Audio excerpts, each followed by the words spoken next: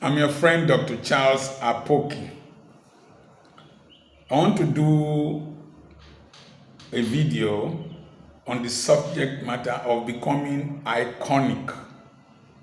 That is, becoming a symbol that represents something unique, being outstanding, being peculiar, being being unique. In life, too many people are forced to become like every other person. That's what school, religion, tradition makes us to become, or make us to become. You wear the same uniform in school, you sing the same school song, you are trained the same way. Religion also does the same, and tradition does the same. But there are people who become unique, who become iconic. They stand out. Why do they stand out? Number one, they have a contrarian thought process. They move in the opposite direction when people are moving in a certain direction. I was in medical school, and my mates would have preferred to be working in the teaching hospital. In fact, to be employed in the teaching hospital was the dream of every young practitioner, because they wanted to be specialists, to consultants, and to become professors. I chose otherwise. I left the University of Benin Teaching Hospital to the Warri Specialist Hospital then, because I wanted to be a general practitioner and I wanted to acquire surgical skills. And it was contrarian to think that I wanted to stop practice at the age of 40, and I did stop at 40. It was contrarian that my mates were going overseas, I couldn't go, and I didn't go. And I didn't consider it something that is defective in my life. It was contrarian that I left an urban city like Aba and came to Ughelli. When God called one into ministry, or I called myself, or I received a missed call. It was contrarian to step away from the power gifts, evangelical power gifts that one was manifesting. Oh boy, we did a lot. God used us to do a lot.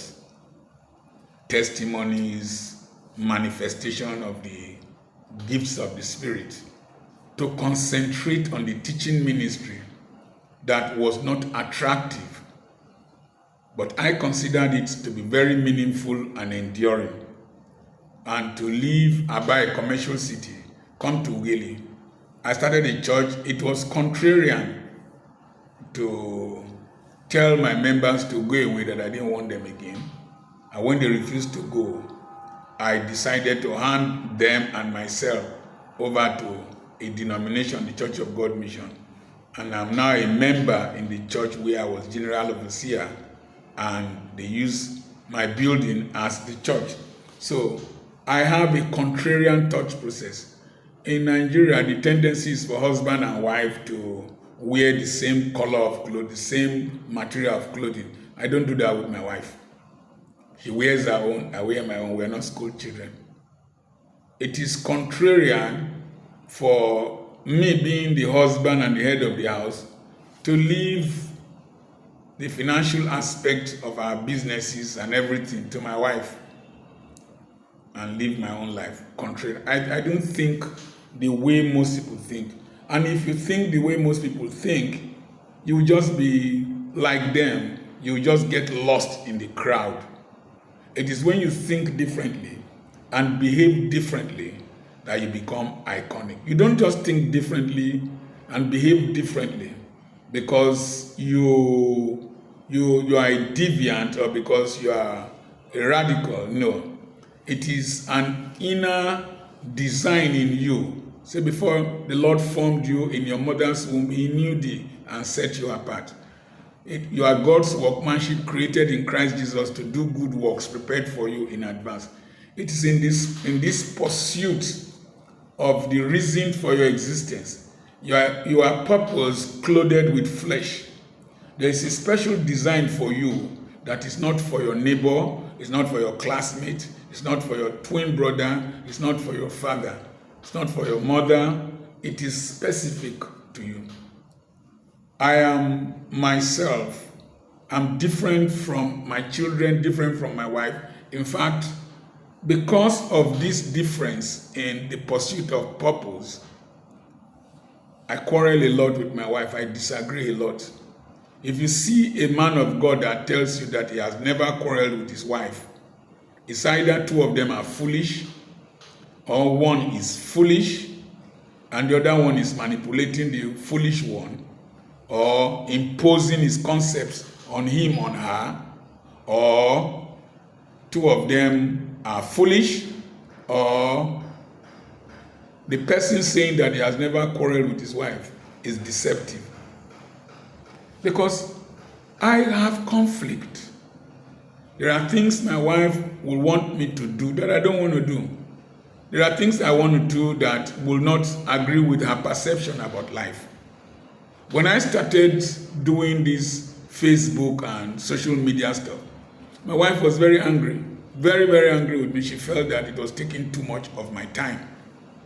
When I was buying properties at Efronto, she felt that I had bought enough and I should stop. I continued. When I was preaching on radio, she felt that I should address my message to the youths and to children.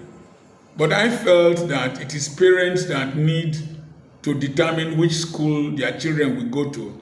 And they will send their children to the school of a man or a woman they admire. And so I concentrated on speaking to the minds of the parents. And so there are many children in our school that are from homes where the parents listen to me on radio.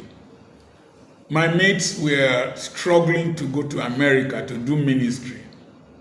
But I looked at Nigeria and found out that Nigeria had more vibrancy, Nigerians give more, Nigerians pray more, Nigerians attend church services more, and the biggest churches and the biggest pastors, some of them are here. So I decided to stay in this country. I also found out that there were more people who needed the kind of message I was preaching in Africa. So when people were spending their monies going overseas to the United States, to the UK, I spent more of my time in Africa.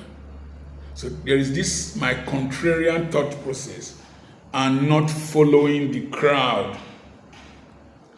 People spend much of their time praying in Africa.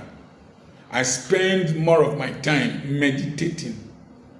I spend more of my time reading. The Bible says, let this book of the law not depart from your heart. Meditate upon it day and night, and you shall have good success. So I spend more of my time thinking. I spend more of my time meditating. I spend more of my time reflecting. When my mates were concentrating on buying clothes and looking fashionable, I concentrated on buying books. I had only 2 shoes then, no wristwatch, no ring, no frivolities. And today they pay me a lot. I did a radio broadcast and somebody called in and said, did I school only in Nigeria? Yes, I did. But I read beyond Nigeria. I read beyond my books. I read beyond the Bible. So, I do what my mates are not willing to do. When I was buying land in Ugeli, many of them were not willing to buy. I bought because I heard from the Lord that He would develop Ugeli. And I bought. Today, I have quite some level of prominence in property ownership in and around Ugeli. The next thing is that I do what others are not willing to do. What they are not willing to do. What they feel is below them. I was the first bus driver in the school. I stayed in the gate house. I cleaned toilets. I carried school children. At my level, for them, how many doctors will do that? But for me, that was what I knew would present me as a serious-minded entrepreneur and educationist. So I buy when others are not buying. I buy when others are afraid of buying. I buy where they are afraid of buying. I buy from whom they are afraid of buying. My residence here, my school compound, people were afraid of buying from the man I bought from. People tried to dissuade me. I went there, met him, I told him, sir, I heard that people fear you, but I don't fear you, I want to buy land from you. He started apologizing. Why would they say such things about me? He brought out documents to prove that he was a good man. Today, I'm like a son to him, and he's like a father to me. He gave me a lot of wise counsel, and today I have a lot of properties I bought from him, and those properties have increased in value. When I was buying the school area, oh, this place is waterlogged. Oh, we used to fish here. Oh, and I bought. Today, it has turned to prime property and large property. When I was buying this residence here, oh, people stopped. He would just lock the gate. I would have bought more if I didn't listen to them. Occasionally, you get misled by them. I would have bought 1 acre here. In fact, I would have put the school here. Oh, so I bought half an acre. I brought somebody to come and buy. Just put his leg inside the place. This place is waterlogged. I used to catch tilapia fish on this property towards the end where you have plantains. Tilapia fish. A whole basin filled with tilapia fish. Today, I have reclaimed it. It's very expensive property now. When I wanted to buy land at a frontier, even my wife told me, you have bought enough. I refused, I bought. I disagree with my wife and she disagrees with me because sometimes her ideas are contrary to mine but are better ideas. And when she disagrees, I allow her to be herself and to do what she wants to do. So, for you to be iconic, you must chart your path. You must decide from the inner being of you that communicates with the Spirit of God what God has told you to do. I see potentials when people see problems. I see potentials when people see problems. I called the property company to come and buy property somewhere. They refused. I bought. I've made a lot of sales from there, and it is good. So I see potentials. When I hold a thing in my hand and people are seeing problems, I see potentials. In fact, it is very difficult to follow my vision and to follow my dreams. My dreams might be they look very insane, but when I hear from God, I question your own sanity. I move when others feel it is not time to move. Like when I left Aba to this place, people were wondering and were asking me, is it not reversible? I said, no. Somebody asked me, how will you feed? I said, my mouth will feed me. So I move when others think they should sit down. No. When I left the hospital, that was the time for me to move. When I stopped running the school and left my wife and my daughter, that was the time for me to leave. And I'm better off. I have done better. I'm richer. I'm more popular, more influential, more relevant. So, I don't complain when others are complaining. I proclaim. I tell you, people say that I release too much information into the public arena. Are you going to kill me? What will you do with me if you kill me? Jesus was announced about 600 years before he was born. Did it prevent him from being born? Did it prevent him from fulfilling his ministry? Africans are so scared, so worried. People who are iconic say a thing and it acts as a witness against them if they refuse to fulfill it. So they work hard to fulfill it. I dare to think by myself and I dare to think for myself. I question everything. When I said that God can change his mind, when I said that when God sees a strong purpose and a good argument and a strong intentionality, that he changes his rules and he acts on the prerogative of mercy. When I preached it on radio, one doctor, one religious bishop called me, blah, blah, blah, blah, blah. But recently, somebody saw it in one book and she was so fascinated and somebody sent the video to me. God repented. He changed his mind. When Moses told him that if you destroy these people in the wilderness, what will the nations say? They will say you were not able to take them to the promised land. Moses was so logical and so reasonable that God knew that his integrity was at stake because his word, his promise was at stake. And so God changed his mind.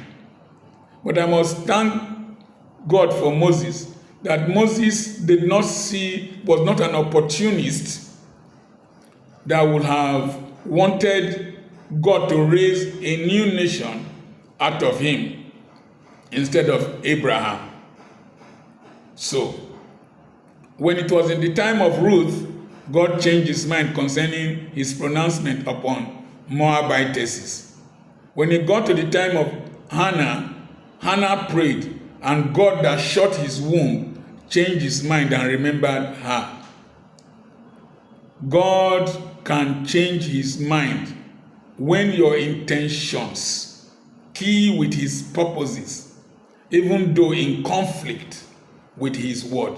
Just imagine that a prostitute, a church committee from one of your very spiritual churches or religious churches comes back and tells your general overseer that they slept in the house of a harlot.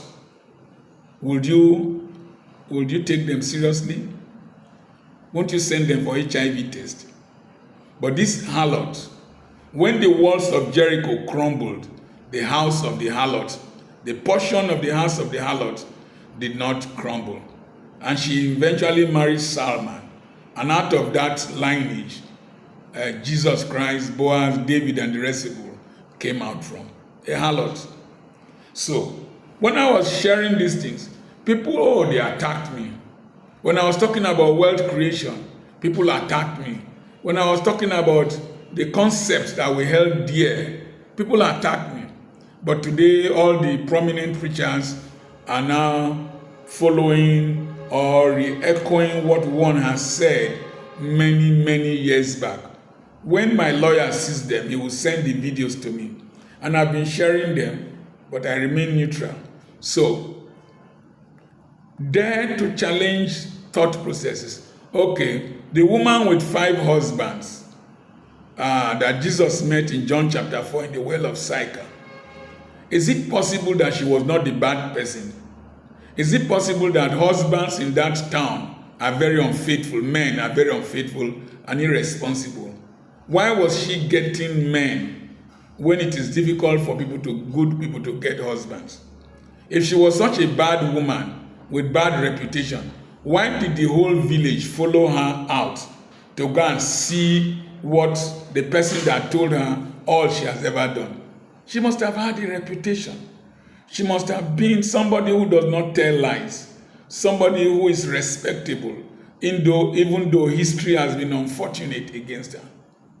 The woman with the issue of blood listened to the opinions of doctors, listened to the opinions of healers.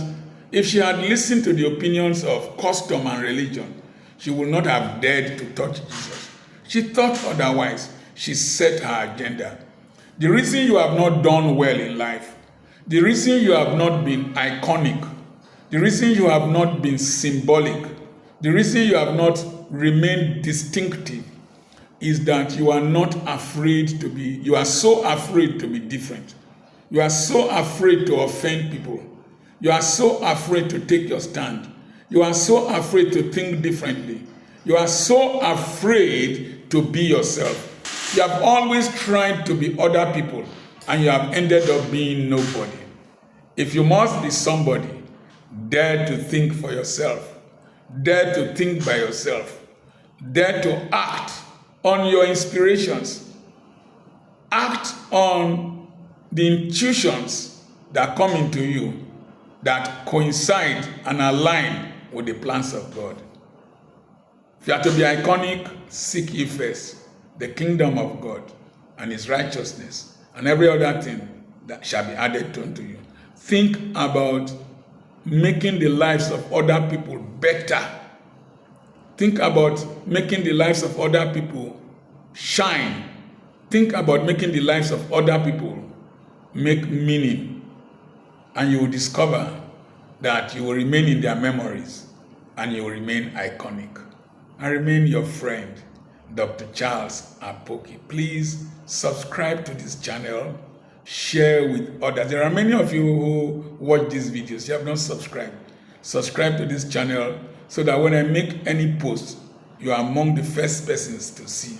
And you can join our mentorship group, Dr. Apoki mentioned mentorship group, by sending a WhatsApp message to me on +234 5213 6763, and go to our online bookstore, petrapublications.com. Petra is Petra, publications.com, one word. We have some few hard copies, but hard copies are becoming too cumbersome to market and too cumbersome to spread around the world. So the e-book shop is still the best method, and it's going to be the method of the future. God bless you.